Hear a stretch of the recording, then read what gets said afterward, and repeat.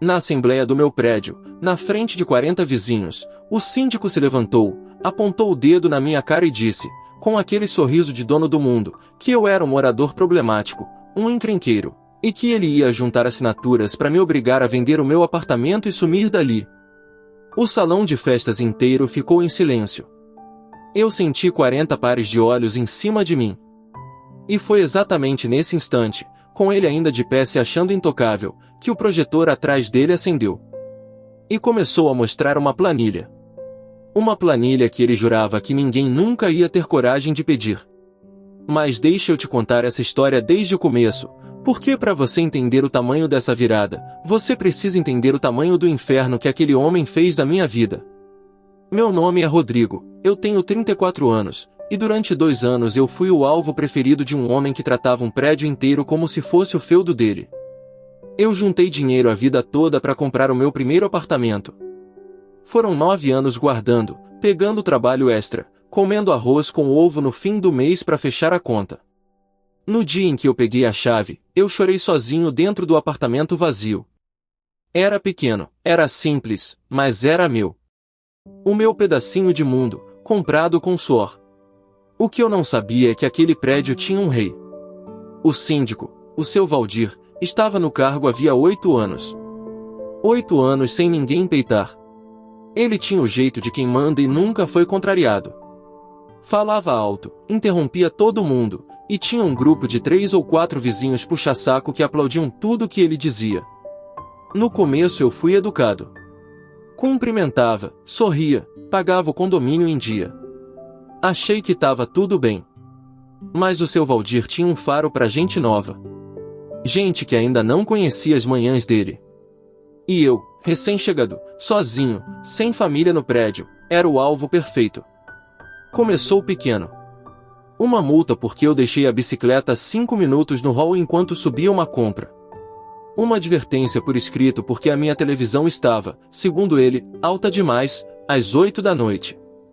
Eu olhava para os outros apartamentos com a TV ligada e ninguém levava nada. Só eu.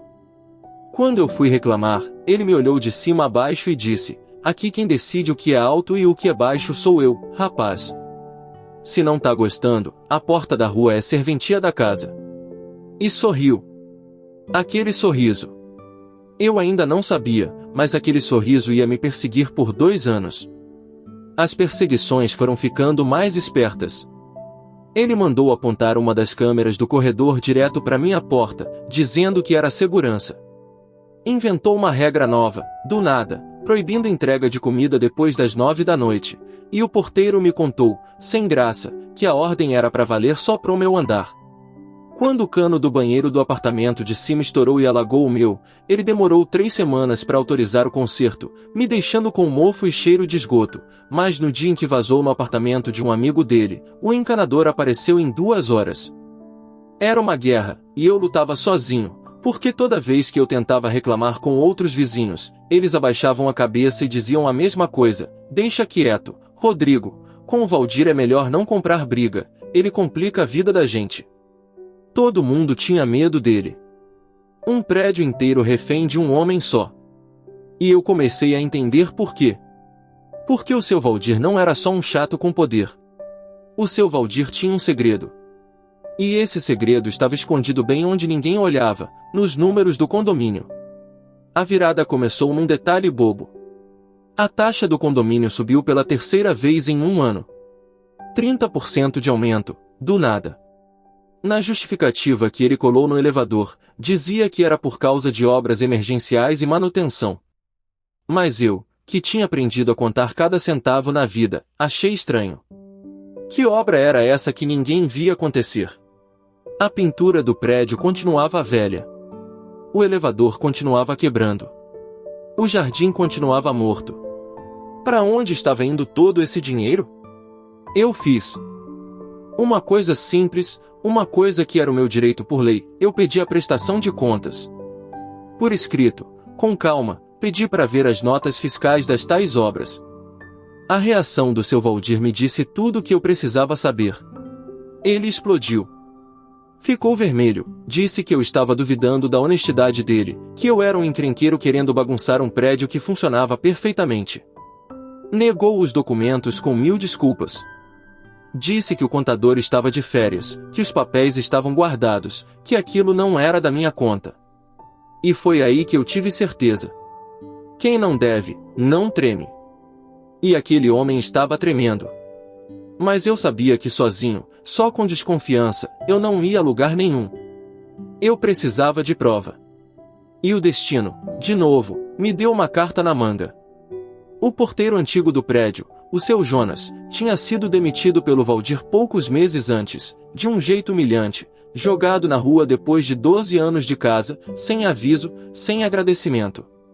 E o seu Jonas guardava um rancor profundo daquele homem. Mas o seu Jonas também era um homem honesto, daqueles à moda antiga. Ele tinha visto coisa demais em 12 anos. Um dia, ele me chamou para tomar um café. A voz tremendo. Ele disse: "Seu Rodrigo, eu vi o senhor pedir as contas e levar não." Eu fiquei calado 12 anos com medo de perder o emprego. Agora eu não tenho mais o que perder. E eu preciso te mostrar uma coisa. O seu Jonas, durante anos, por pura mania de organizado, tinha guardado cópia de tudo que passava pela portaria. Os boletos, as notas que chegavam, os nomes das empresas que faziam as tais obras. E tinha mais. Ele tinha gravado, no celular, uma conversa em que o seu Valdir, achando que ninguém ouvia, se gabava para um amigo na garagem. Eu ouvi aquela gravação umas 10 vezes, sem acreditar. Era a voz do seu Valdir, nítida, dizendo, rindo: "Essa turma aqui é tudo manso, paga e não pergunta nada. A obra da fachada eu coloquei no triplo do preço com a empresa do meu cunhado, a gente racha por fora, ninguém nunca vai ter coragem de abrir os números." Ali estava tudo. As notas superfaturadas. A empresa fantasma do cunhado dele que recebia por obras que nunca aconteceram. O dinheiro do fundo de reserva, o dinheiro que era de todo mundo, sumindo havia anos pelo ralo da ganância de um homem só. Eu fiquei horas olhando para aquilo, com as mãos tremendo. Quase 200 mil reais. Era esse o tamanho do que ele tinha tirado de 40 famílias que pagavam suado todo mês. E a primeira coisa que me veio na cabeça foi sair batendo na porta de cada vizinho para mostrar. Mas aí eu parei. Porque eu percebi uma coisa. Se eu fizesse isso escondido, de porta em porta, ele ia me chamar de mentiroso, de invejoso, ia dizer que eu falsifiquei tudo, e ia usar o grupinho dele para me isolar ainda mais. Não. Aquele homem tinha humilhado um prédio inteiro no escuro, contando com o medo de todo mundo. Estava na hora da verdade dele aparecer onde ele mais se sentia rei, na assembleia, na frente de todos. Eu respirei fundo e montei um plano. Mas não sozinho. Eu procurei a dona Marlene, uma vizinha aposentada que tinha sido contadora a vida inteira, uma senhora de olhar firme que também nunca tinha engolido o jeito do Valdir. Eu mostrei tudo para ela. As notas, os boletos, a gravação. Eu vi o rosto daquela senhora mudar. Primeiro a descrença. Depois a indignação. E por último, uma determinação de aço. Ela ajustou os óculos e disse: "Meu filho, eu trabalhei 40 anos com números, e eu sei reconhecer um ladrão pela letra dele. Vamos fazer isso direito. Pelo estatuto." A dona Marlene me explicou que a gente tinha o direito de convocar uma assembleia extraordinária com a assinatura de 1/4 dos moradores.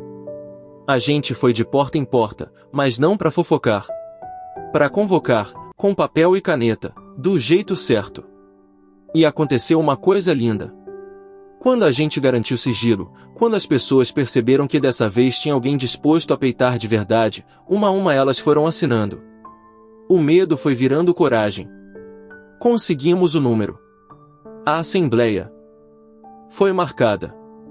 O seu Valdir achou que tinha ganhado. Ele preparou o terreno para me destruir, espalhou pro grupinho dele que eu era um louco querendo tumultuar, e planejou usar aquela noite para dar o golpe final, me expor como encrenqueiro e juntar assinaturas para me expulsar. Ele não sabia que a dona Marlene tinha conseguido emprestado um projetor, e que tudo já estava pronto. E a noite da assembleia chegou. O salão de festas estava lotado, 40 vizinhos, um clima pesado no ar. O seu Valdir abriu a reunião do jeito dele, autoritário, e foi direto ao ataque. Levantou, apontou para mim, disse que eu era um morador problemático, um encrenqueiro, e que ele tinha uma lista ali para me obrigar a vender e sumir. O salão gelou. Foi exatamente o momento que a gente esperava.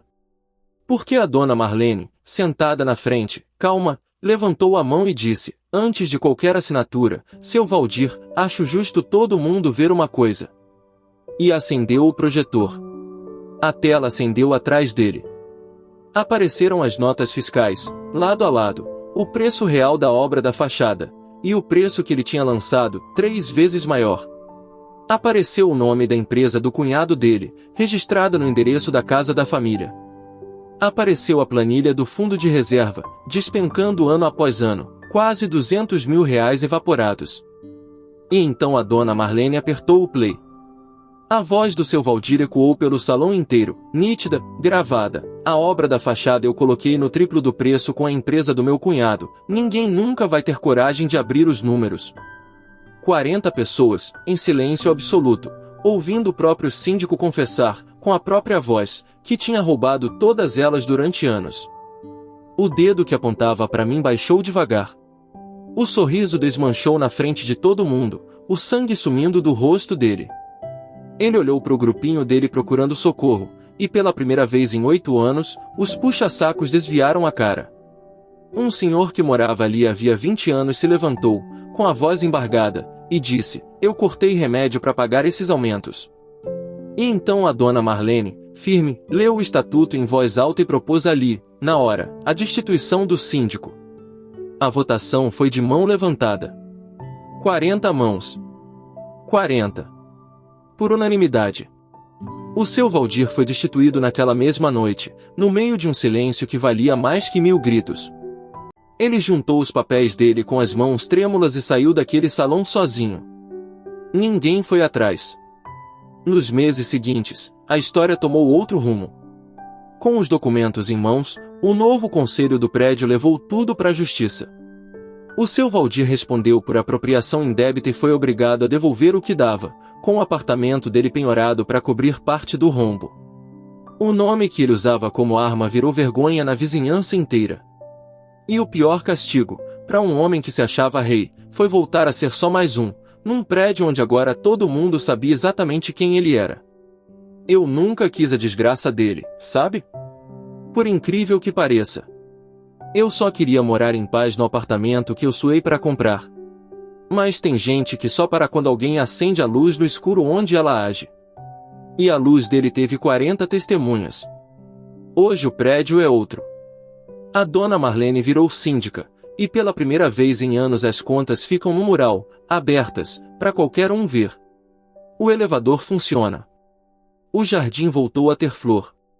E eu, que cheguei ali como um encrenqueiro que todo mundo tinha medo de defender, hoje sou cumprimentado no corredor com um respeito que eu não pedi, mas que faz a luta ter valido a pena.